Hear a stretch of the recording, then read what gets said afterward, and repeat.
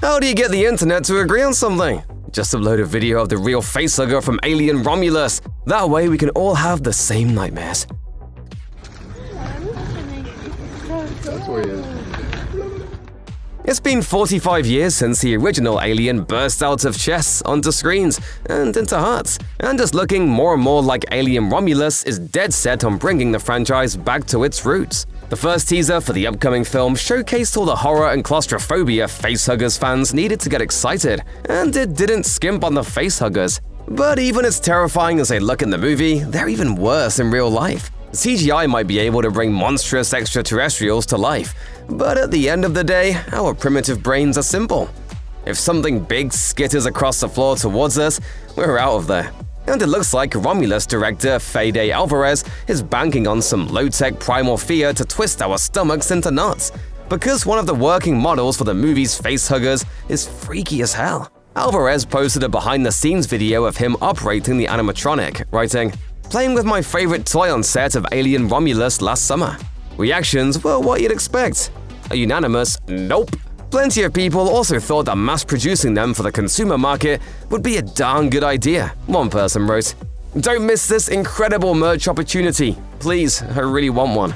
Seriously, who wouldn't want a remote-controlled facehugger to delight their friends and family with? Think of the fun everyone would have.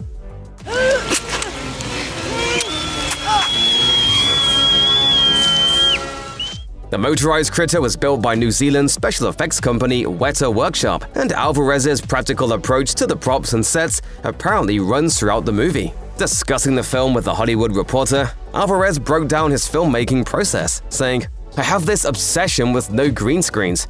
So we built every creature and set.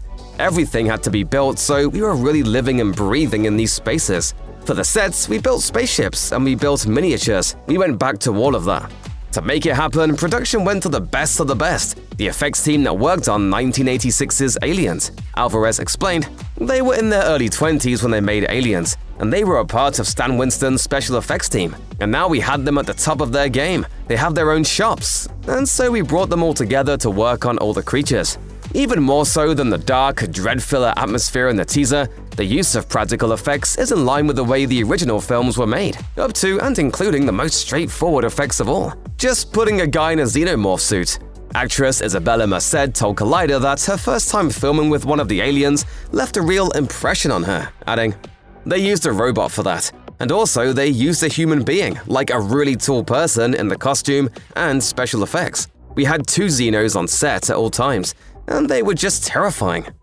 These little hints of the behind-the-scenes process of bringing Romulus to life are only amping up the hype, especially since most of the details have been kept away from the public. We know it takes place between Alien and Aliens, but beyond that, we're floating in the void.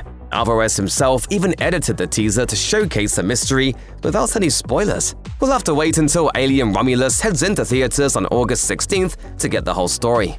But either way, it's clear that Alvarez is constructing an acid-soaked love letter to the franchise, one nightmare prop at a time.